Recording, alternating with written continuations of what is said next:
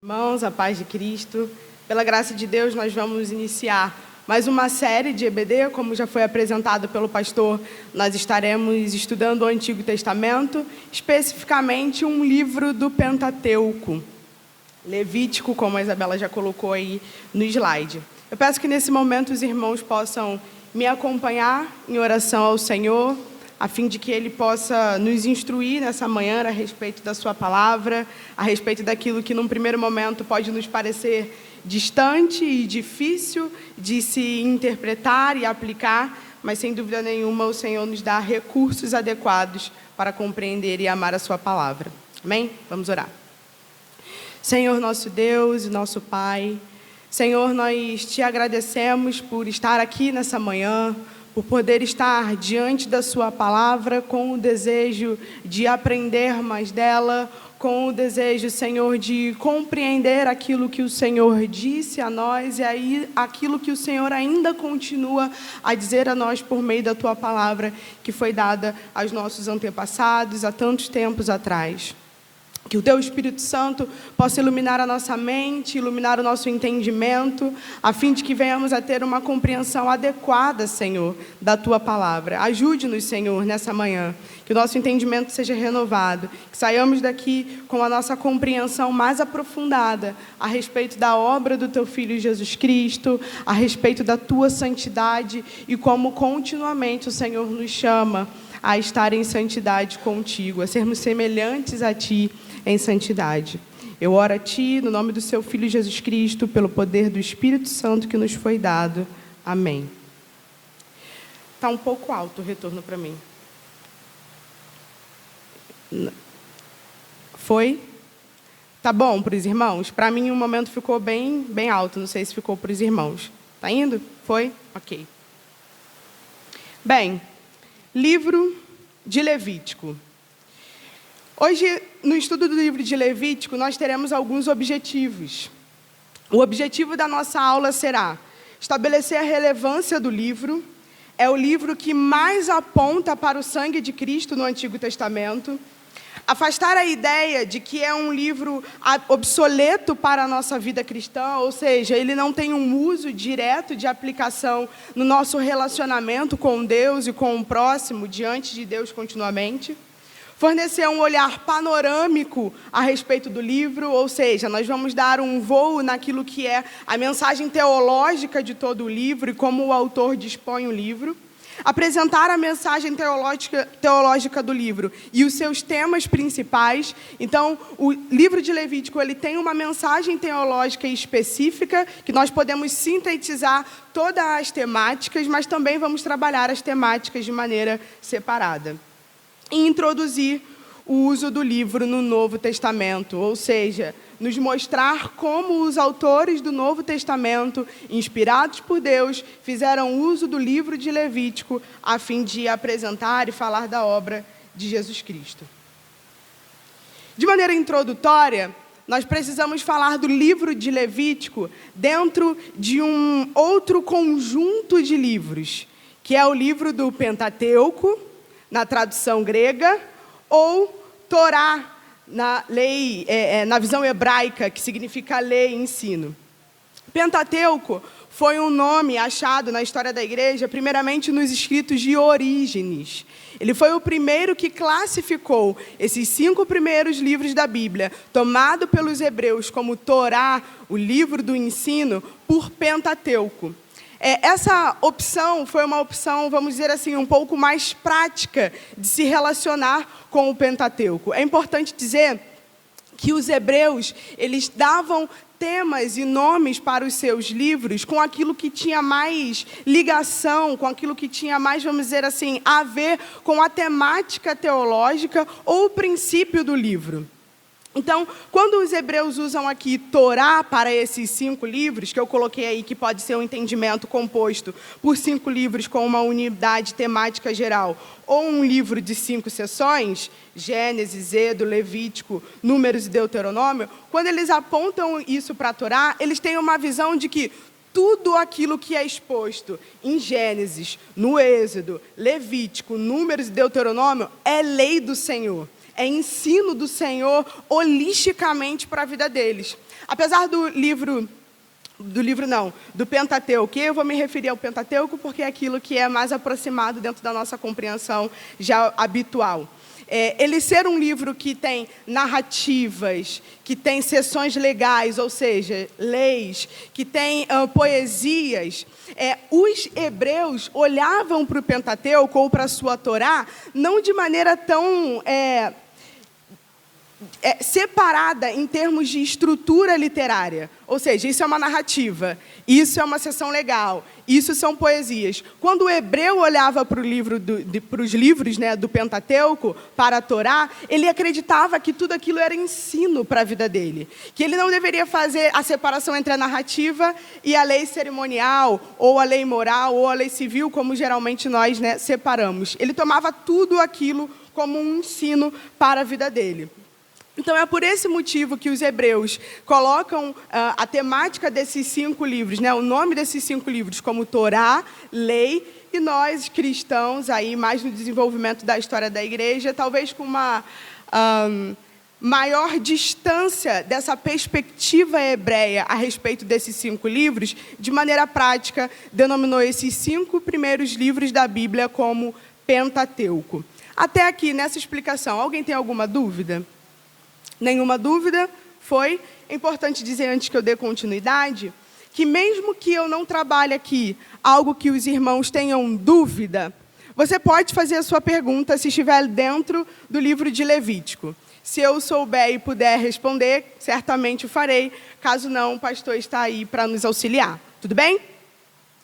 A mensagem teológica que nós podemos reunir, né, essa unidade temática geral do livro de Pentateuco, pode ser definida da seguinte forma.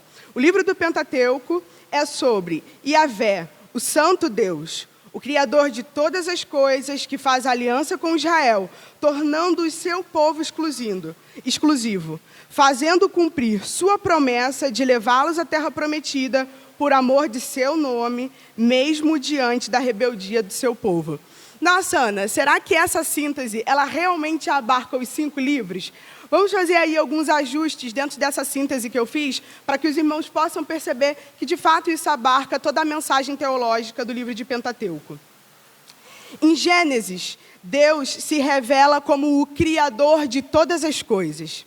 Ele é a origem de tudo, porque Ele fez tudo. Ele criou toda a natureza e Ele criou o homem. Ele se revela como Yahvé, o Deus Santo que criou todas as coisas. Dentro do estudo teológico, nós geralmente falamos sobre esse ato criacional de Deus na natureza, na humanidade, na geração, como os toledotes. São as gerações criadas por Deus. Deus gera a criação, Deus gera a humanidade, Ele está formando o homem nesse sentido.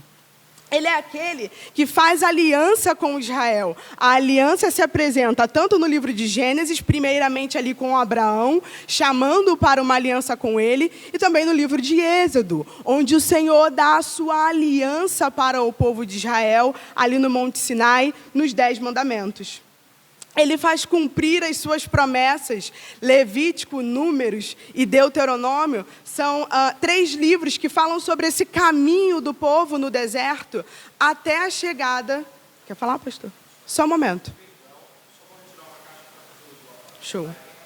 Essa síntese que eu trouxe para os irmãos vai, como eu disse antes mesmo, vai acomodar perfeitamente tudo aquilo que é tratado no Pentateuco, nos 5 primeiros livros da Bíblia. Então, é sobre Yahvé, o Santo Deus, o Criador de todas as coisas, que faz aliança com Israel, tornando o seu povo exclusivo, fazendo cumprir a sua promessa de levá-los à terra prometida por amor de seu nome, mesmo diante da rebeldia. Essa parte aí final, né? Fazendo cumprir a sua promessa de levá-los à terra prometida por amor de seu nome, mesmo diante da rebeldia do seu povo, pode perfeitamente acomodar Números e Deuteronômio. Números é sobre o povo caminhando no deserto e Deuteronômio é sobre o Senhor renovando a sua lei com o povo. E para aqueles que talvez estão com a leitura de Deuteronômio fresca na memória, é o Senhor enfatizando o tempo todo: o fato de vocês entrarem na terra prometida não é por fidelidade da parte de vocês, é por amor do meu nome fome e por fazer cumprir a minha promessa. Yahvé, o Santo Deus, perfeitamente o livro de Levítico, que nós vamos estudar mais um pouco agora e vamos nos aprofundar nessa temática. Então, a gente pode estabelecer tranquilamente essa síntese de toda a mensagem teológica do Pentateuco. Alguma pergunta até aqui? Não? Vamos seguir, então. Especificamente, o livro de Levítico, ele tem o seu tema na Septuaginta como Leviticon, dos levitas. O que é a Septuaginta? É a tradução grega do Antigo Testamento. Novamente, aqueles, e aí eu diria até irmãos, mas não vou dizer irmãos nesse sentido, aqueles que traduziram o Antigo Testamento na Septuaginta também optaram por uma perspectiva mais prática, ao intitular o livro de Levítico, o livro, esse terceiro livro do Pentateuco, como Levítico, a respeito dos levitas. Por que foi uma escolha prática? Porque o livro de Levítico não trata sobre a tribo de Levi. Quando a gente faz a leitura, a gente vê que não é a tribo de Levi que está sendo tratada. É um grupo bem específico da tribo de Levi que tem notoriedade no livro de Levítico. Quem é esse grupo? Os sacerdotes. Então, os sacerdotes, mesmo dentro das suas seções específicas, ou seja, nós temos seções específicas no livro de Levítico, tratando a respeito dos sacerdotes, os sacerdotes vão estar envolvidos com tudo, em todo o movimento de ritual, em todo o movimento de passar a lei civil para o povo e rememoriar ela. Então, os sacerdotes eles vão estar envolvidos com tudo. Muitos teólogos, a grande maioria, vai dizer que, no primeiro momento, essa escolha foi um pouco infeliz para referenciar, talvez, esse terceiro livro do Pentateuco. O livro, enquanto título no hebraico, e aí, irmãos, com todo respeito, eu não vou me aventurar em falar aqui no hebraico. O grego a gente consegue dar uma coisa, mas o hebraico é um pouco mais difícil. Ele tem o título de Echamou, que é o início do livro de Levítico. No capítulo 1, no verso 1, o texto inicia dizendo que o Senhor chamou Moisés e lhe disse. Então, o livro, esse título dado pelos hebreus, indica o princípio do livro. É aquilo que tem a ver, talvez, com aquilo que vai acontecer repetidamente no livro de Levítico. 31 vezes, no mínimo, o livro de Levítico apresenta Deus chamando. E Deus chamou Moisés, e Deus chamou Arão e disse, Deus falando com ele. Esse chamar da parte de Deus não é apenas um chamado no sentido de venha, é no sentido de dizer algo. Deus ele está chamando e dizendo algo continuamente a Moisés e Arão no livro de Levítico. Vou me referenciar como Levítico porque é o modo como nós nos apropriamos do título desse livro na nossa tradução que nós fazemos uso.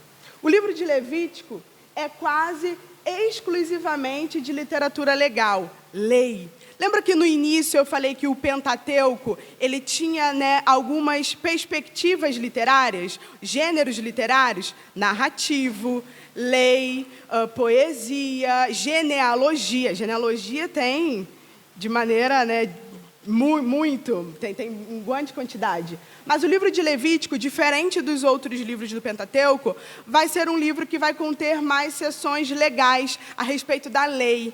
Só que para a gente adentrar a uma mentalidade correta no livro de Levítico, e aí aqui eu me lembro do meu professor Saião no seminário, é importante que a gente adentre com uma mente hebreia. Primeiramente, entender como aquele primeiro povo recebeu esse livro, entendeu esse livro. Então, a seção aqui legal, ou seja, as leis, não tem ideia de penalidade apenas. A nossa mente, nesse sentido, ela é muito romana, ocidental. Então, a gente olha leis e já pensa em legalidade e penalidade. Mas vamos pensar com a mente hebreia. Não é apenas isso. Eles estão atentando para todo o ensino que está sendo dado ali, porque aquilo vai formular toda a vida deles, holisticamente. no seu dia a dia, no seu culto a Deus, na sua relação com os estrangeiros, na sua relação consigo mesmo, é holística. Eles estão entendendo tudo o que está sendo ensinado ali para toda a vida deles. E não apenas dentro de uma perspectiva, que aí vai ser a perspectiva dos judeus, né, posteriormente. Podemos dizer que, pelo menos, até a segunda geração de hebreus ali, resguardou essa mentalidade hebreia. Não é apenas lei no sentido legal e penal, é no sentido de ensino. Posteriormente, os judeus já vão ter uma mentalidade mais aproximada da nossa, um pouco mais legalista da lei, um pouco mais penal da lei de Deus. Alguma pergunta dentro desse ponto que a gente apresentou? Não? Tudo bem, então eu vou passar agora enfaticamente para a mensagem do livro de Levítico. O que Levítico quer trazer a nós? Mas, primeiramente, o que Levítico trouxe àquele povo? O povo hebreu, né? As primeiras pessoas, o primeiro público. Sempre, irmãos, não apenas no livro aqui de Levítico, ok? É claro que a gente está dando ênfase porque a gente está trabalhando aqui. Mas sempre que nós quisermos fazer uma interpretação adequada de um livro, de um texto bíblico, uma hermenêutica precisa, precisamos primeiramente pensar no significado que aquela mensagem, que aquele texto tinha para o primeiro público. E então fazer uma ponte para o que aquilo significa para nós hoje, enquanto palavra de Deus. Isso é importante porque se nós fizermos esse movimento, sem dúvida nenhuma, nós vamos entender mais adequadamente, mais aprofundadamente o texto bíblico. Mensagem de Levítico. Primeiramente, uma contextualização rápida do ambiente do livro de Levítico. O ambiente do livro de Levítico, um pouquinho mais para trás, é a saída do povo do Egito, o êxodo, a saída do povo de Deus da escravidão, sendo tomado por mão forte pelo Senhor, com demonstração de poder, com demonstração de força, com demonstração de santidade, tirando o povo do Egito. Logo depois, ainda em Êxodo, o Senhor faz uma aliança no Monte Sinai com o povo. O Senhor dá os seus mandamentos ao povo.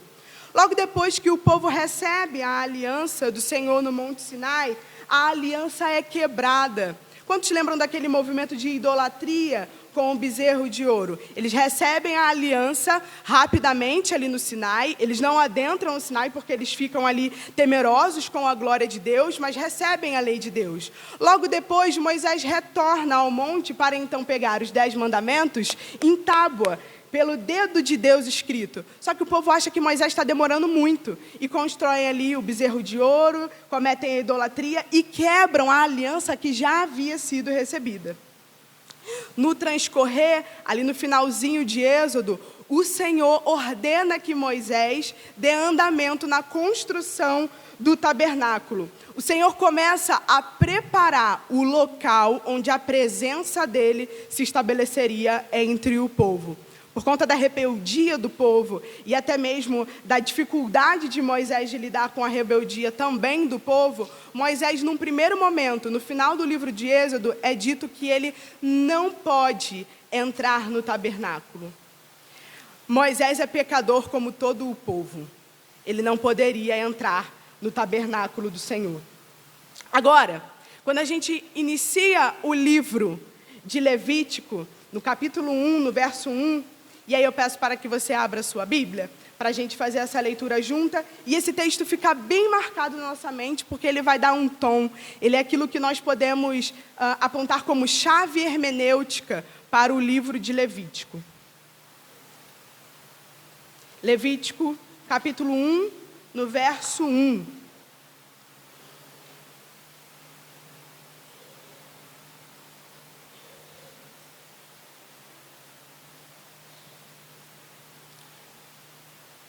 Fazemos a leitura? O Senhor chamou Moisés e da tenda do encontro lhe disse. Agora o Senhor não está mais falando com Moisés do monte.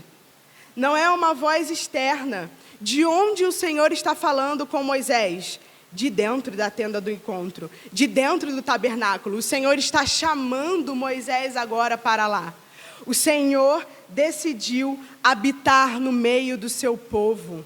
O Senhor agora não está falando apenas a Moisés pelo Monte Sinai, trazendo as suas leis, trazendo a sua aliança. Ele quer ter participação na vida do seu povo. Só que, se a gente tiver em mente aquilo que a gente sintetizou no início do estudo, ou seja, a mensagem geral do Pentateuco, nós trabalhamos uma primeira coisa, uma primeira frase que diz que o Pentateuco era sobre Iavé, o Deus Santo. Logo, a partir disso, nós temos um dilema. Qual é o dilema? Como o Deus Santo habitará no meio de um povo pecador, que continuamente quebra a sua lei, transgride os termos da sua aliança? Como isso pode acontecer? O Deus Santo, que enfaticamente se revela como esse Deus Santo, separado no livro de Êxodo, capítulo 19, do verso 10 ao verso 14, depois os irmãos podem ler, ele se apresenta como o Deus Santo.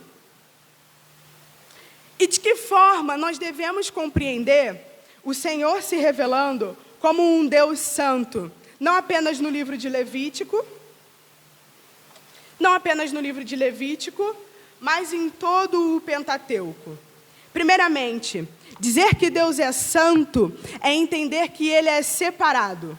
A palavra santo, ela quer dizer isso no seu termo original ali no hebraico, quer dizer separado. E de que forma Deus é separado, em primeira instância, para a compreensão do povo de Israel? Primeiramente, Deus é separado porque Ele é distinto da criação, da natureza. Ana, mas por que é importante trazer essa ênfase? Lembra do que a gente falou? Vamos pensar primeiramente com a mente do primeiro público, com a mente dos hebreus.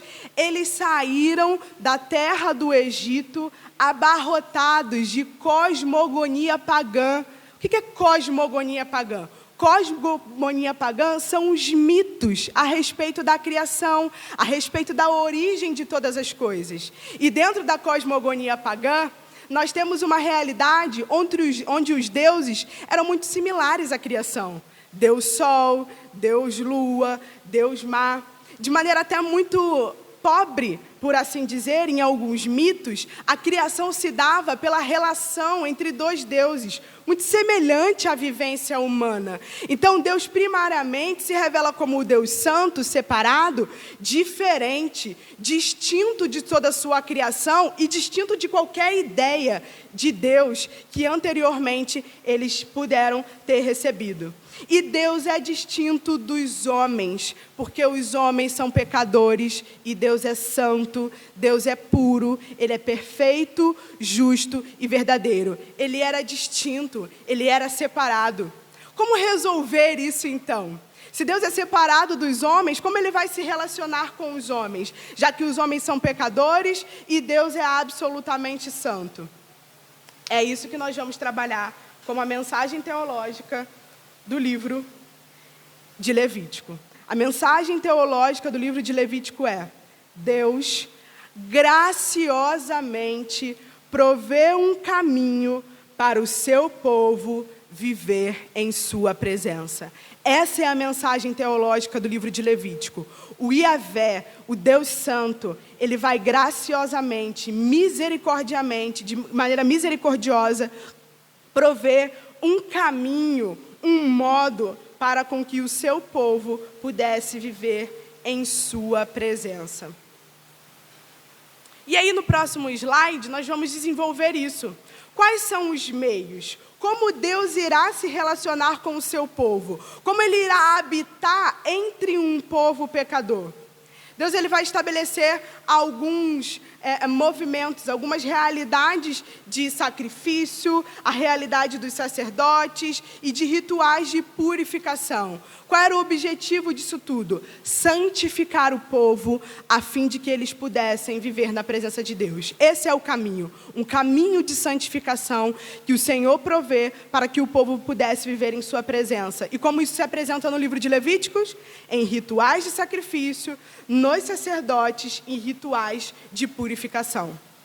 fornecendo um olhar mais teológico, mais hermenêutico, principalmente, especificamente, para os rituais de sacrifício. O teólogo Tremper Logman III, que é um erudito no Antigo Testamento, ele vai estabelecer uma interpretação pactual do sacrifício em Israel. Ele vai dizer assim: o pacto refere-se à aliança que existe entre Deus e seu povo. Como nos referimos à aliança? Como um pacto entre duas partes. Esse pacto relaciona-se ao sacrifício de 3 modos. Em primeiro lugar, veremos que o sacrifício é uma oferta por parte do adorador em nome do pacto com o Senhor. Do capítulo 1 até o verso 7, nós vamos encontrar algumas ofertas de cereais. Os irmãos lembram desses textos de Levítico? Eu não vou talvez colocá-los aqui porque seria muito extenso para o desenvolvimento do nosso estudo. Mas continuamente ali no primeiro capítulo até o versículo 7, de maneira não ordenada, então a gente vai ter oferta de sacrifício de oferta, sacrifício de comunhão e sacrifício de expiação, ali presente e misturado. Isso não vai vir por tópicos separados, vai estar junto. Essas ofertas de cereais eram um modo como o povo de Israel falava do seu pacto com o Senhor em termos de gratidão. A oferta de cereais, o sacrifício de oferta, era uma resposta de gratidão do povo do pacto. Eles ofereciam ao Senhor os cereais queimados e os aromas agradáveis que subiam diante do Senhor como um reconhecimento da bondade e da graciosidade do Deus da aliança em se pactuar com eles. O segundo sacrifício que aparece no livro de Levítico, do capítulo 1 ao capítulo 7, que vai apontar para essa realidade de santificação, de mudança de mente relacional com Deus, é o sacrifício de comunhão ou de companheirismo, onde um bode, né, ou uma ovelha, ela era tomada e o povo, aquela pessoa que iria oferecer esse sacrifício, colocava a mão sobre o bode. Ela é diferente do sacrifício de expiação, da oferta pela culpa e pelo pecado. Porque quando a pessoa colocava o nome dela, ela não confessava os seus pecados, representando a tomada daquele animal a respeito dos seus pecados e das suas ofensas contra Deus. Não havia representatividade direta nesse sentido. Era uma oferta de comunhão, dizendo: temos paz com o Deus do pacto. Estamos bem com Ele, estamos nos relacionando com Ele. E é importante que os irmãos se atentem para o fato de que esses animais, a expiação, o modo como Deus estabelece a relação desses sacrifícios com Israel, é um tipo daquilo que Cristo faria em sua obra. Deus, ele se dá a Jesus Cristo como aquele que traz paz na relação pactual que nós temos com Deus, que anteriormente foi quebrada, não poderíamos resolver, e agora nós temos paz com Deus por meio do sacrifício de Jesus Cristo. Então, isso tudo vai apontando também para uma realidade cristológica, para uma realidade que haveria de vir. E por último, e o Logman coloca que, sem dúvida nenhuma, é o sacrifício mais importante, são os sacrifícios de oferta pela culpa, e é importante que os irmãos se atentem para a oferta pela culpa, porque mais na frente a gente vai trabalhar isso no Novo Testamento. A oferta pela culpa, ela deveria ser continuadamente ofertada, porque não havia consciência em paz. Os pecados não eram de uma vez por todas perdoados. Então, a consciência precisava ser também purificada pelaquela oferta de sacrifício. E a oferta diretamente pelo pecado, pela transgressão da lei de Deus. E de maneira muito específica, a expiação anual no Santo dos Santos. E aí a expiação anual, ela está especificamente no capítulo 16 ao capítulo 17 do livro de Levíticos, onde uma vez por ano, o sumo sacerdote, ou sacerdote, né, aquele que era mais elevado entre outros, entrava no Santo dos Santos para oferecer expiação pelo pecado de todo o povo. Qual é a distinção dessa oferta, desse sacrifício, desse ritual de sacrifício entre a oferta de culpa e pelo pecado? A oferta de culpa e a oferta pelo pecado, ela poderia ser oferecida individualmente, continuamente. não haveria tempo. Eu tinha necessidade de oferecer uma oferta de culpa pela consciência do pecado, eu ia lá e ofertava. Eu tinha uma necessidade de oferecer sacrifício por conta de um pecado objetivo que eu fiz contra do Senhor, eu ofertava esse sacrifício ao Senhor. Mas a expiação anual pela nação de Israel, diante da presença de Deus no Santo dos Santos, era uma vez por ano. E aí o sacerdote, ele fazia tanto expiação pelos seus pecados, quanto pelo pecado do povo também. Alguma pergunta, irmãos, nesse ponto?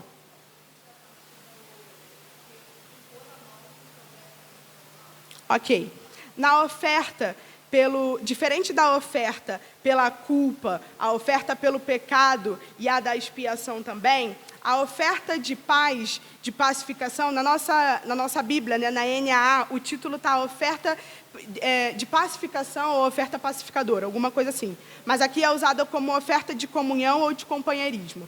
Ela era diferente da oferta de culpa e oferta pelo pecado, porque quando aquela pessoa que ia fazer aquele sacrifício, aquela oferta, colocava a mão sobre aquele animal que ele iria ofertar, ele não fazia confissão pelo seu pecado. O objetivo não era expiatório, diferente da oferta pela culpa, da oferta pelo pecado, que tinha um objetivo expiatório, ou seja, trazer de maneira, né, representativa os meus pecados sobre aquele animal que viria a morrer. Ana, por que o Senhor fazia isso? Por que um animal deveria morrer? O nosso pecado exige morte diante do Senhor. Todo o pecado exige penalidade da parte do Senhor, é uma quebra da sua aliança, precisa de julgamento. Para que o Senhor, então, não exercesse julgamento direto com penalidade de morte para o seu povo, ele fazia expiação no animal. Então, ao invés daquele hebreu morrer, quem morria em seu lugar era o animal. Ele confessava os seus pecados, né? Ele falava dos seus pecados àquele animal, e aquele animal era expiado em seu lugar. Vê como tudo isso é um tipo daquilo que Cristo viria a fazer em sua obra redentora, a gente já consegue tatear dentro desses termos. Ficou claro, Moreda?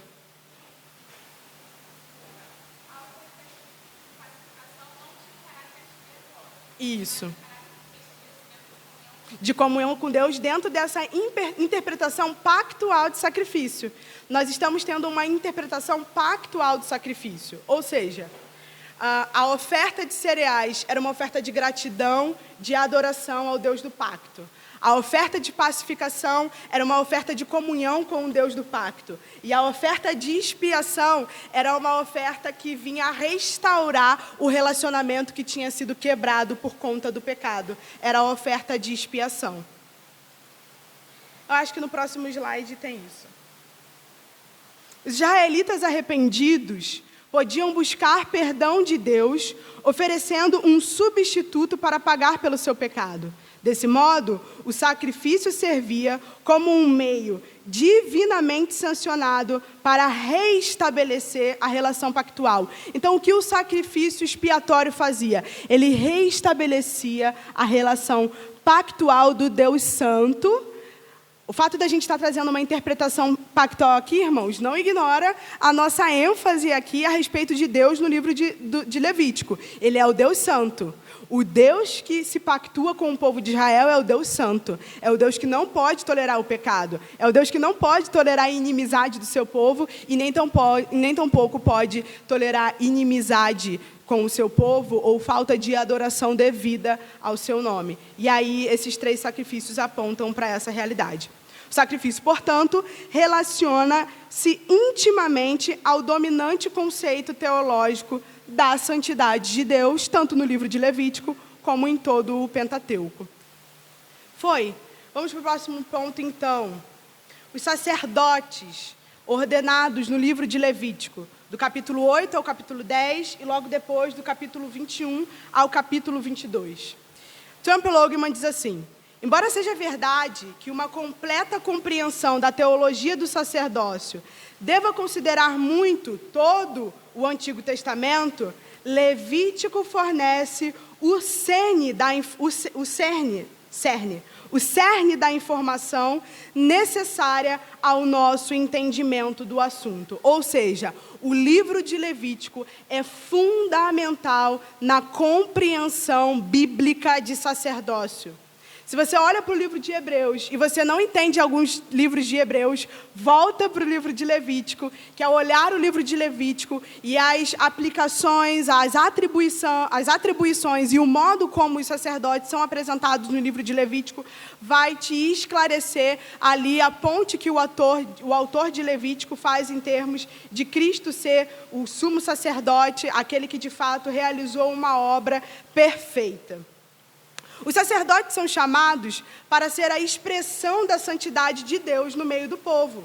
Eles estão intimamente ligados com o tabernáculo, o lugar da presença de Deus. Isso pode ser visto, por exemplo, no traje sacerdotal, que era muito parecido com aquilo que era realizado em termos de estética no templo, e a unção com o óleo, que também ungia o templo. O óleo que ungia o templo, aqui é tabernáculo. O óleo que ungia o tabernáculo era o óleo que ungia também os sacerdotes. Ou seja, eles estavam intimamente identificados com o lugar da habitação de Deus, que era o lugar santo. Portanto, eles também eram santos e santificados no Senhor. Eles ofereciam sacrifícios pelo seu próprio pecado, para que eles fossem expiados. Desse modo, eles mesmos se tornavam santos. Dos sacerdotes, era exigido o nível mais alto de integridade, moral e ritual de santidade. Eles não podiam falhar. Não havia essa possibilidade. Os sacerdotes precisavam ser íntegros e perfeitos no seu serviço ao tabernáculo. Por quê? Eles representavam o povo diante de Deus e representavam Deus diante do povo. Os sacerdotes, então, eram mediadores. Essa é uma palavra familiar para nós. Então, os sacerdotes, eles tinham uma atuação fundamental no povo de Israel, porque eles eram aqueles que mediavam o povo a Deus e mediava Deus ao povo. Por isso, a necessidade da expressão de santidade. A gente vê que Deus ele tem um compromisso com isso quando ele não tolera a violação da sua santidade por parte dos filhos de Arão. Eles foram consumidos porque apresentaram fogo estranho, no momento não devido e no momento que o próprio Deus não tinha colocado fogo ali no seu altar. Eles ofereceram aquilo que não tinha sido ordenado pelo Senhor, no modo como o Senhor tinha disposto. E aí, quando a gente olha esse texto, uma primeira vez, a gente fala assim, caramba, Deus foi cruel. Podia ter dado uma correção, não façam isso. Mas lembre-se, qual é a mensagem teológica do livro de Levítico? Deus está preparando um caminho para o seu povo se relacionar com Ele. E esse caminho é um caminho de santidade, por meio desses rituais. Não dava para ser flexível. Não dava para fechar os olhos e tolerar. Ele precisava ter zelo pela sua santidade. Precisava no sentido aproximado daquilo que eu quero dizer a respeito da atuação de Deus. Zelo pela sua santidade no povo de Israel. Porque o zelo que ele tinha pela sua santidade era o zelo que o povo deveria ter também em santidade com relação a Deus. O povo não deveria ser flexível na sua santidade com relação a Deus. Eles precisavam estar compromissados com isso para se relacionar com um Deus santo do pacto a qual eles estavam aliançados. Alguma pergunta dentro desse ponto? Não? Ficou claro? Vamos dar então continuidade. Ritual de purificação ou de pureza, do capítulo 11 até o capítulo 15, do verso 18 até o verso 20. O que significava pureza no livro de Levítico? Como aquelas pessoas entendiam? Como aquele povo hebreu entendia essa busca e necessidade contínua que o Senhor fazia deles estarem se purificando? Pureza significa estar limpo, estar santo, com vida. Impuro significava pecaminosidade e morte. Vitória, por que vida e morte dentro desse conceito de pureza? Talvez seja claro para a gente entender aqui. Pureza em termos de estar limpo, sem pecado, em santidade, e impuro em um estado de pecaminosidade. Mas por que vida e morte? Boa parte da nossa dificuldade de entender essa sessão, né, de purificação do capítulo 11 até o capítulo 15 e do 18 até o 20 é porque Deus faz uma série de orientações de purificação que nos são estranhas. Por que uma mulher com um fluxo de sangue não pode adentrar o culto a Deus? Por que não pode se tocar em mortos? Por que não pode se tocar em fluidos, seja ele qual for, de homem ou de mulher? Por que não pode se tocar em mofo, por exemplo? Algo, uma comida, ou algo que tenha sido passado. O porquê que o Senhor deseja que eles não tenham contato com essas coisas? Porque cada uma dessas coisas significava morte. E a morte é derivada do pecado. Não é que a mulher ter o seu fluxo sanguíneo era pecado em si mesmo. De maneira nenhuma, não é isso que o texto está querendo dizer. O que o texto está querendo apontar é que o Senhor queria fazer uma clara distinção de vida que habitava nele, por ele ser o Deus santo, justo, reto e verdadeiro, e da morte que habitava na realidade pecaminosa. Então é por isso que esses fluidos, que era sangue, e o sangue ele tinha um sentido muito íntimo, com ideia de vida, ok? No Antigo Testamento e principalmente aqui no Pentateuco. O sangue, a saída do sangue tinha uma ideia de perda, de vida, de morte. Então é por isso que existia um zelo da parte do Senhor para que aqueles que iam diante da presença dele não estivessem numa condição de morte, numa condição de impureza, numa condição talvez não enfaticamente, explicitamente de pecado, mas de desdobramento da realidade pecaminosa. Tromper Longman diz que nós, né, enquanto cristãos desse século, temos uma perda muito grande na compreensão dos rituais de sacrifício, daquilo que os sacerdotes exerciam e também do ritual de purificação. Porque nós temos dificuldade de entender os símbolos, nós temos dificuldade de entender os detalhes da representação. Então, para o povo hebreu, aquilo fazia muito sentido, irmãos. Aquilo não era difícil de compreender. Cada vez que eles não tocavam num cadáver, eles lembravam de que aquele cadáver era símbolo de morte, de impureza, e por isso eles deveriam se manter distante do pecado, porque o pecado é morte. Então, tudo aquilo fazia muito sentido para eles. Cada vez que eles, por exemplo, traziam, como a gente trouxe anteriormente, a oferta de culpa, a oferta pelo pecado, a expiação, tudo isso era uma representação da condição deles com relação a Deus. Tudo isso fazia muito sentido e era muito claro. Alguns trechos fundamentais do livro de Levítico que vão fornecer aquilo que a gente pode chamar de chaves hermenêuticas para a sua leitura geral do livro de Levítico. Deixei aí Levítico 11, 44, 45, que fala sobre Deus ser santo e chamar o seu povo à santidade. Levítico 17, 11, que vai falar do aspecto da pureza, né? Da compreensão do sangue ali no livro de Levítico, como ele se identificava com a expiação, com a purificação, com a morte em virtude da vida. Levítico 9, 6, 22, que vai tratar do sacerdócio. E Levítico 16, 5, 10, que vai tratar a respeito da expiação anual, que aponta para a expiação que o Senhor fez em nosso favor, em nosso lugar. Uma frase de J.C. Ryle: como mandamentos cerimoniais, essas leis não valem mais, Cristo cumpriu. Mas os princípios, e aí toca naquilo que o Douglas me perguntou, os princípios por trás delas são tão válidos hoje como foram durante a antiga dispensação, J.C. Ryle. A importância cristológica, deixei alguns textos que fazem também ligação direta com textos que trabalhamos no livro de Levíticos, então os irmãos vão encontrar aí identificação com os trechos fundamentais que eu dei, com esses trechos aqui do Novo Testamento, Hebreus 9, 11 e Hebreus 10, que fala do sacerdócio de Cristo e da expiação que Cristo fez de uma vez por todas. Pascal diz assim: Jesus Cristo, de quem os dois mandamentos tratam, o antigo tendo-o como esperança, aquilo que aponta, e o novo como o modelo cumprido. E ambos tendo-o como o centro. Tanto no Antigo quanto no Novo Testamento, no Pentateuco, nós vamos encontrar Cristo como o centro. Algumas citações importantes do livro de Levítico no Novo Testamento. 1 Pedro 1, 15 e 16, quando Pedro vai citar um texto do Antigo Testamento a respeito da santidade do povo de Israel e daquilo que Deus exigia do povo de Israel, agora para o povo de Deus, que é a igreja. A justificação não anula a santificação. A expiação feita uma vez por todas por Cristo não deve anular a nossa contínua busca de relação pactual com o Deus Santo por meio da santificação. Em Mateus 5,43, onde Jesus ele cita um texto de Levítico com uma aplicação já dos fariseus, e ele vai trabalhar o que aquilo necessariamente quer dizer dentro da perspectiva de Levítico e do Novo Testamento.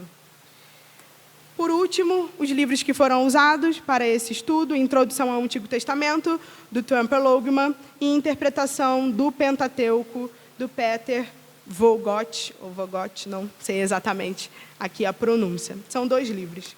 Bem, irmãos, naquilo que talvez não pude completar no estudo, estou absolutamente aberta para que os irmãos possam vir a perguntar depois, conversar, desenvolver. Se quiserem aprofundar talvez mais algumas temáticas, eu também estou disponível. Amém? Encerro por aqui. Vou fazer uma oração e já passo para o pastor. Senhor, nosso Deus e Pai, nós te agradecemos, Senhor, por esse estudo que tivemos hoje. Pedimos para que daquilo que foi aprendido, Senhor, possa de fato servir para a nossa leitura bíblica, para a nossa compreensão de que o Senhor é um Deus santo, é o mesmo Deus santo que esteve ali se revelando ao povo no Antigo Testamento, continua sendo o Deus santo que nós servimos hoje e que providenciou um caminho também para nós. Tal como o Senhor providenciou um caminho que era uma sombra daquilo que haveria de vir para o povo de Israel, o Senhor providenciou o caminho perfeito e eterno para o Senhor, que é Jesus Cristo. A tua palavra diz que ninguém pode vir ao Pai se não for por Cristo. E de fato, Senhor, nos alegramos, porque vamos na sua direção por meio de Jesus Cristo, que foi a expiação perfeita e completa, e que é o sacerdote contínuo que faz mediação entre nós e o Senhor. Nos dê a graça, Senhor, de compreender os princípios que estão contidos no livro de Levítico e como eles podem nos orientar na nossa vida, como eles podem trazer contemplação para nós à medida que compreendemos como o Senhor é um Deus zeloso, como é um Deus que zela pela justiça, pela verdade, pela pureza. Que o Senhor nos dê a graça de compreender essas coisas de maneira cada vez mais contínua, de maneira cada vez mais aprofundada, para a glória do teu nome e nossa edificação mútua. É no nome do teu Filho Jesus Cristo que eu oro a ti, pelo poder do teu Santo Espírito. Amém.